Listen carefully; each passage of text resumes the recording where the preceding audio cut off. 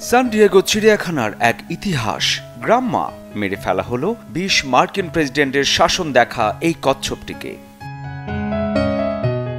গ্রাম্মা ছিল গ্যালাপাগোস প্রজাতির। জীবনের প্রায় পুরোটা সময় কেটেছে সান ডিয়েগো চিড়িয়াখানায়। কর্তৃপক্ষ জানায় তার স্বাস্থ্যগত জটিলতা, বয়সজনিত হাড়ের সমস্যা সাম্প্রতিক সময়ে এমনভাবে বেড়ে যায় যে স্বাভাবিক জীবনযাপন তার জন্য অসহনীয় হয়ে উঠেছিল। চিকিৎসক আর কেয়ার স্পেশালিস্টদের পরামর্শে শেষমেশ প্রাণীটির কষ্ট লাঘব করতে গত ২০ নভেম্বর মানবিক উপায়ে ইউথ্যানেশিয়া করা হয়, যা ছিল বেশ কঠিন কিন্তু সহনীয় সিদ্ধান্ত। গ্রাম্মার প্রিয় খাবার ছিল রোমেন লেটুস ও ক্যাকটাস ফল। তার কেয়ার টিম তাকে চিড়িয়াখানার রানী হিসেবে ডাকত। ব্যক্তিগতভাবে গ্রাম্মা ছিল শান্ত, লাজুক আর দর্শনার্থীদের জন্য সবসময় এক আকর্ষণ।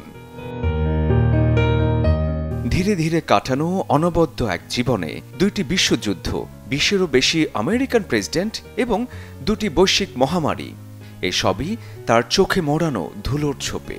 কিন্তু বড়কালীন এই জীবনের মাঝেও সে ছিল একটা ছোট্ট আনন্দ। শরীফুল হক, চ্যানেল 24।